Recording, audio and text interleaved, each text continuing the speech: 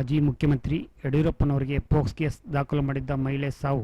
ಆ ಮಹಿಳೆಯನ್ನು ಈ ವಿಡಿಯೋದಲ್ಲಿ ನೋಡಬಹುದು. ಯಡಿಯೂರಪ್ಪ ಪೋಕ್ಸ್ ಕೇಸ್ನಲ್ಲಿ ಪ್ರಮುಖ ಸಾಕ್ಷಿ ದುಡ್ಡಿನ ಆಮಿಷಕ್ಕೆ ಜೀವ ಬೆದರಿಕೆಗೆ ಬಗ್ಗದೆ ಇದ್ದುದರಿಂದ ಈಗ ನಾನಾ ರೀತಿಯಲ್ಲಿ ಕೊಡುತ್ತಿರುವ ಕಿರುಕುಳಗಳಲ್ಲಿ ಇದು ಒಂದು. ಕೊನೆಗೂ ನ್ಯಾಯ ಸಿಗಲೇ ಇಲ್ಲ. ಇದೇ ಲೇಡಿ ಮಮತಾ ಸಿಂಗ್ ನಿಗೂಢವಾಗಿ ಸಾಯಿಸಿಬಿಟ್ರು. ತುಂಬಾ ಹೋರಾಟ ಮಾಡ್ತಾ ಇದ್ರು. ದೊಡ್ಡವರನ್ನ ಎದುರಾಕೊಂಡ್ರೆ ಹೋರಾಟ ಮಾಡಿದರೆ ನಿಗೂಢವಾಗಿ ಸಾಯಿಸಿಬಿಡುತ್ತಾರೆ. ಉದಾಹರಣೆ ಈ ಲೇಡಿ ಮಮತಾ ಸಿಂಗ್. IPS ಅಧಿಕಾರಿ ಮಧುಕರ್ ಶೆಟ್ಟಿಯವರನ್ನು ಕೊಲೆ ಮಾಡಿದ ರೀತಿಯಲ್ಲೇ ಮಮತಾ ಸಿಂಗ್ ರವರನ್ನು ನಿಗೂಢವಾಗಿ ಕೊಲೆ ಮಾಡಲಾಗಿದೆ. ಕಾರಣ ಪೋಕ್ಸ್ ಕೇಸ್ ದಾಖಲು ಮಾಡಿದ್ದರಿಂದ ಯಡಿಯೂರಪ್ಪ ಬಹುತೇಕ ಜೈಲಿಗೆ ಹೋಗುವ ಎಲ್ಲ ಕಾರಣಗಳಿದ್ದು, ಆದ್ದರಿಂದ ಜೈಲಿಗೆ ಹೋಗುತ್ತೀವಿ ಅಂತ ಗೊತ್ತಾಗಿ ಮಮತಾ ಸಿಂಗ್ರನ್ನೇ ಇವರೇ ನಿಗೂಢವಾಗಿ ಆಸ್ಪತ್ರೆಯಲ್ಲಿ ಕೊಲೆ ಮಾಡಿರುತ್ತಾರೆ. ಹುಷಾರಿಲ್ಲ ಎಂದು ಹಾಸ್ಪಿಟಲ್ಗೆ ಅಡ್ಮಿಟ್ ಆಗ್ತಾರೆ. ಇದಕ್ಕೆಲ್ಲ ಮೇನ್ ಕಾರಣ ಮಾಜಿ ಮುಖ್ಯಮಂತ್ರಿ ಯಡಿಯೂರಪ್ಪನವರೇ ಆಗಿರುತ್ತಾರೆ. ಒಳಗೆ ಕರ್ಕೊಂಡೋಗಿ ಏನು ಮಾಡಿದ್ರೆ ನಮ್ಮ ಮಗ ಮೊಮ್ಮಗಳಿದ್ದಂಗೆ ಒಳಗೆ ಆಯ್ತು. ಒಳಗೆ ಯಾಕಪ್ಪ ಮೊದಲಿನ ಅಷ್ಟೊಂದು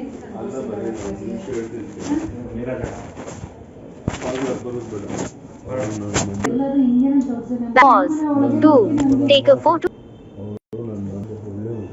ಚೆಕ್ ಮಾಡ್ತಾರೆ, ಏನು ಬೇಕು ನಾನು ಸಹಾಯ ಮಾಡ್ತೀನಿ, ಚೆನ್ನಾಗಿ ನೋಡ್ತಾರೆ. ನೀವು ಹೆಂಗೆ ಸಹಾಯ ಮಾಡ್ತೀರಾ? ಅಷ್ಟು 9 ವರ್ಷದಿಂದ ಹೋರಾಟ ಮಾಡ್ತಾ ಇದ್ದೀನಿ ಅಪ್ಪಾಜಿ. ನನಗೆ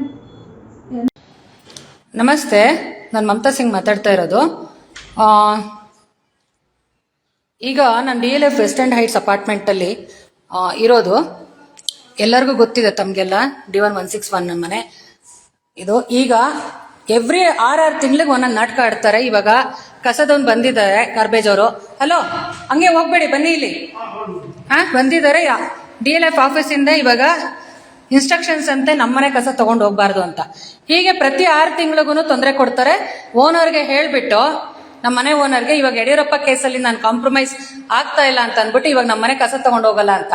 ಇವಾಗ ಇಲ್ಲಿ ಇಷ್ಟೊಂದು ಮನೆಗಳಿದೆ, ಎಲ್ಲರಿಗೂ ತೊಂದರೆ ಆಗುತ್ತೆ. ಇಲ್ಲಿ ರಾತ್ರಿ ಹೊತ್ತು ಪೊಲೀಸ್ನವ್ರು ಇಲ್ಲೇ ಮಲ್ಕೋತಾರೆ, ಇಲ್ಲ ಲಾಯರ್ಗಳನ್ನ ಬುಕಿಂಗ್ ಮಾಡ್ಕೋತಾರೆ. ಈಗ ಕಸ ತಗೊಂಡು ಹೋಗಲ್ಲ ಅಂತ ಅಂದ್ಬಿಟ್ಟು ಗಲಾಟೆ ಮಾಡ್ತಾ ಇದ್ದಾರೆ. ಕಸ ತಗೊಂಡು ಹೋಗುವಂಥದ್ದು BBMP ಜವಾಬ್ದಾರಿ, ಸರ್ಕಾರದ ಜವಾಬ್ದಾರಿ, ಇದು ನಮ್ಮಗಳ ಜವಾಬ್ದಾರಿ ಅಲ್ಲ. ನಾ ಕೊಟ್ಟಿದ್ದೀನಿ, ಓನರು ಮೇಂಟೆನೆನ್ಸ್ ಕಟ್ಟಬೇಕಾಗಿರೋದು. ಇವರೆಲ್ಲ ಓನರು, ಪೊಲೀಸ್ನವರು, ಲೋಕಲ್ ರೌಡಿಗಳು ಹಾಗೂ ಅಸೋಸಿಯೇಷನ್ ಅವರು ಎಲ್ಲ ಸೇರ್ಕೊಂಡು ನಮಗೆ ನಿರಂತರವಾಗಿ 2017ರಿಂದನೂ ತೊಂದರೆ ಕೊಡ್ತಾ ಇದ್ದಾರೆ. ಎಷ್ಟೇ ರಿಪೀಟೆಡ್ ಆಗಿ ಪೊಲೀಸ್ನವ್ರಿಗೆ ರಿಕ್ವೆಸ್ಟ್ ಮಾಡಿದ್ರು ಪೊಲೀಸ್ನವ್ರು ಏನೇ ಆಕ್ಷನ್ ತಗೋತಾ ಇಲ್ಲ. ಇವಾಗ ಯಡಿಯೂರಪ್ಪ ಕೇಸಲ್ಲಿ ನಾನು ಕಾಂಪ್ರಮೈಸ್ ಆಗ್ತಿಲ್ಲ ಅಂತ ಮತ್ತೆ ಶುರು ಮಾಡ್ಕೊಂಡಿದ್ದಾರೆ. ದಯವಿಟ್ಟು ಇದು ಸರ್ಕಾರದವ್ರಿಗೆ ತಲುಪೋ ಹಾಗೆ, BBMP ಯಾರು ಹೆಡ್ ಇದ್ದಾರೆ ಅವ್ರಿಗೆ ತಲುಪೋ ಹಾಗೆ, ಆರೋಗ್ಯ ಮಂತ್ರಿಗೆ ತಲುಪೋವರೆಗೂ ಇದನ್ನ ದಯವಿಟ್ಟು ಶೇರ್ ಮಾಡಿ. ತಗೊಂಡೋಗಿಯಪ್ಪ. ನೀವು ಬೇರೆಯವರ ಆರೋಗ್ಯಕ್ಕೆ ಹಾಳು ಮಾಡೋದಕ್ಕೆ ನಿಮ್ಗೆ ಯಾವ ಅಧಿಕಾರನೂ ಇಲ್ಲ. ದಯವಿಟ್ಟು ತಗೊಂಡು ಹೋಗ್ಬಿಟ್ಟು ಇವಾಗ ಅವ್ರು ಯಾರಿದ್ದಾರೆ ಅವ್ರಿಗೆ ಸರ್ಕಾರಕ್ಕೆ ಬರೆಯಕ್ಕೆ ಹೇಳಿ.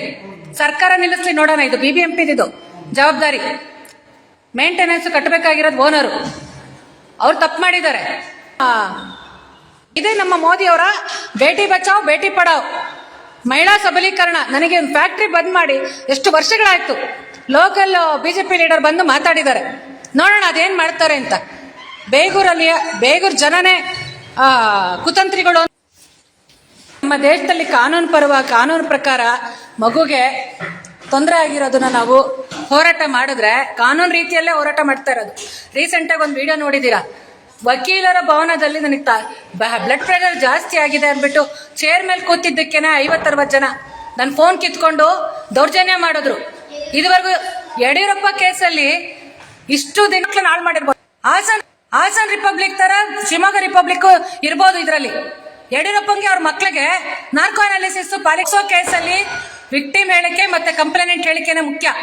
ಆದ್ರೂ ಸಹ ಪ್ರತಿಯೊಂದನ್ನು ನಮ್ಮ ಹತ್ರ CID ಆಫೀಸರ್ಗಳನ್ನ ಬರೀ ಸಸ್ಪೆಂಡ್ ಮಾಡೋದಲ್ಲ, ತನಿಖೆ ಮಾಡ್ತಾ ಮುಚ್ಚಾಕ್ತಾ ಇರೋ CID ಆಫೀಸರ್ಗಳನ್ನ ಜೈಲ್ ಕಂಬಿ ಎಣ್ಸಂಗ್ ಮಾಡ್ಬೇಕು. ಇವ್ರಿಗೆ ಇಷ್ಟು ದಬ್ಬಾಳಿಕೆ ಮಾಡ್ತಾ ಇದ್ದಾರೆ, ಇಷ್ಟು ಹಿಂಸೆ ಕೊಡ್ತಾ ಇದ್ದಾರೆ.